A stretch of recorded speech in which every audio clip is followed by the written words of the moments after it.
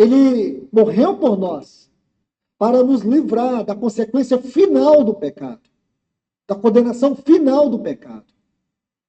O inferno, que é o abandono, é ser abandonado por Deus, o abandono de Deus.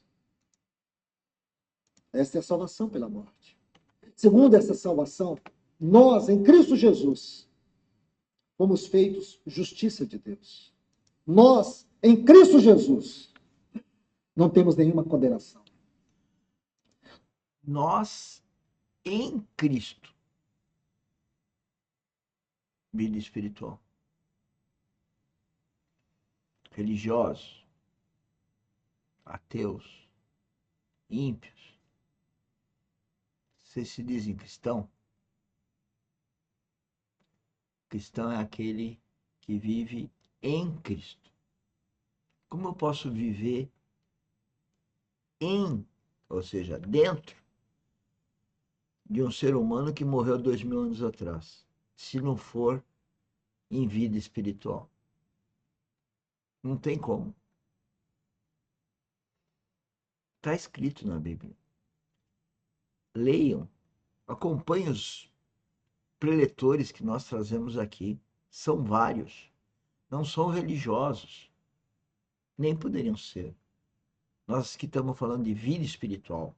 Nós não estamos falando de moralidade. Estamos falando de vida espiritual. É bom lembrar que o rei Davi foi ungido, ou seja, recebeu o dom de Deus para ser rei aos 16 anos. E aos 50 anos, ele adulterou e matou o marido da mulher com qual ele adulterou. Falar em moralidade é não conhecer isso.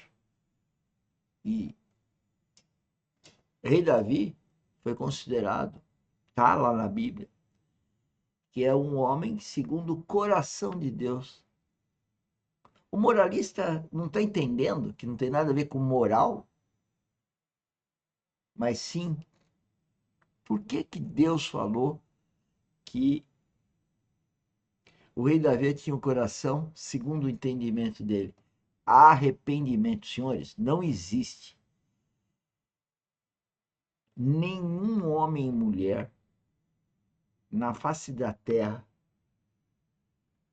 ao longo de todos os 6.000 anos, ou seja, depois de Adão e Eva, que não seja um pecador, que não seja um trapo de imundície. Não existe.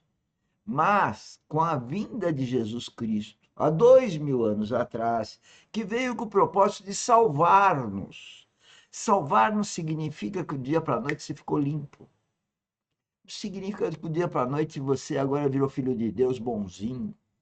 Não significa que agora você vai ser moralista, nem que vai ter muito dinheiro ou pouco dinheiro. Significa apenas que agora você é um filho de Deus, espiritualmente falando.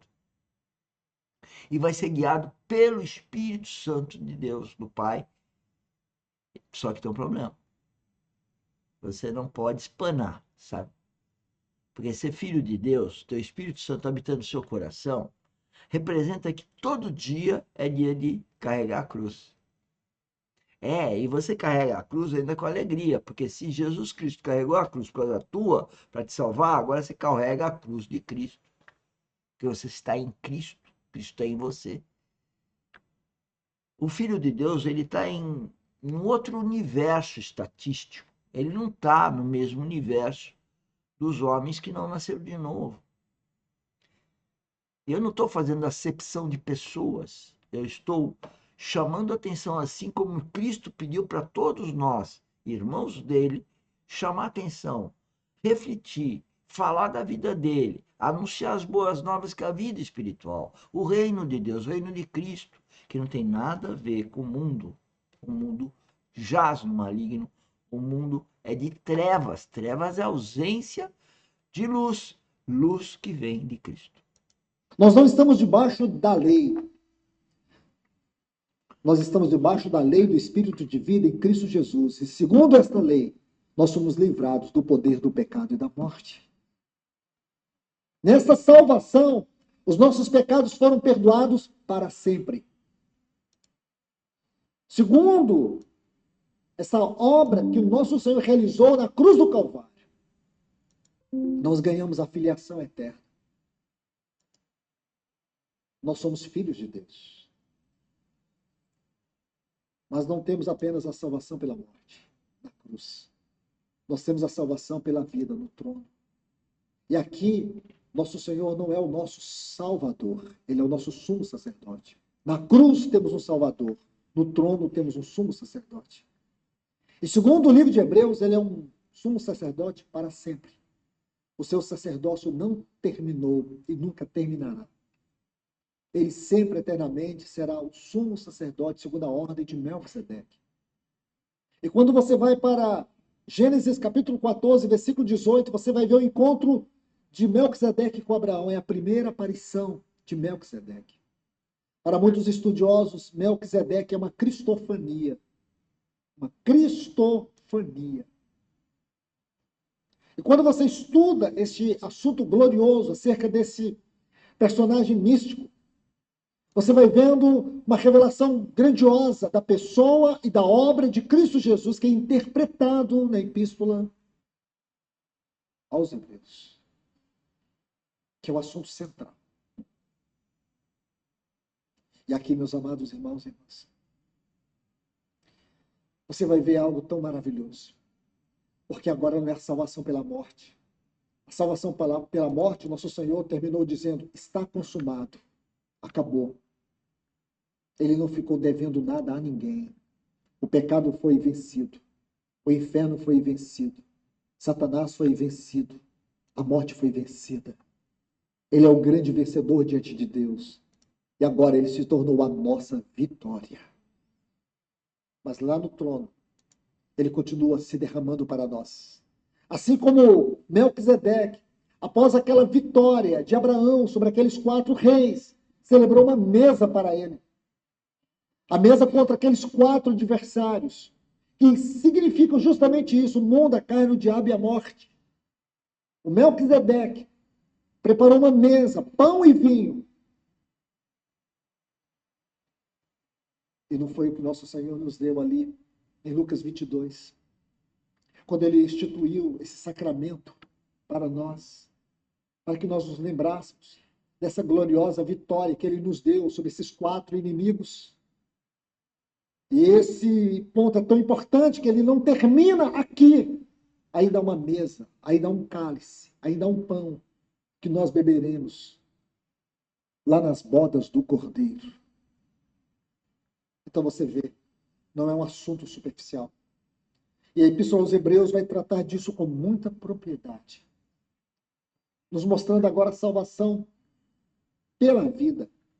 Nessa salvação pela vida, ele está tratando com a nossa alma. Na salvação da cruz, ele tratou com o nosso espírito, porque nós estávamos mortos, espiritualmente mortos. Mas nós somos vivificados. Está ouvindo? Nós estávamos mortos. Nós nascemos da barriga da mamãe mortos no espírito. Uma criança, uma menina, um menino, 1 ano, 2 anos, 3 anos, 4 anos, está morto no espírito. Nós nascemos morto no espírito. Isso está escrito na Bíblia. Acordem, vamos acordar, vamos despertar para a vida espiritual. Em tudo que fazemos. Não é numa ida ou na outra, numa edificação denominada pelos religiosos que é uma igreja, que a igreja é orgânica, é viva, é onde reside o Espírito Santo de Deus, é o coração do novo nascido. Ouçam. Paulo escreve isso lá em Efésios capítulo 2. Ele diz assim, a partir do versículo 1, e vos vivificou, estando vós mortos nos vossos delitos e pecados, nos quais andastes outrora. Ele nos vivificou. Nós éramos filhos da ira, andávamos segundo o curso deste mundo, como filhos da desobediência. Aí o versículo 4 ele diz, mas Deus é o evangelho por essência. Não foi mais eu, foi mais Deus. sendo rica em misericórdia.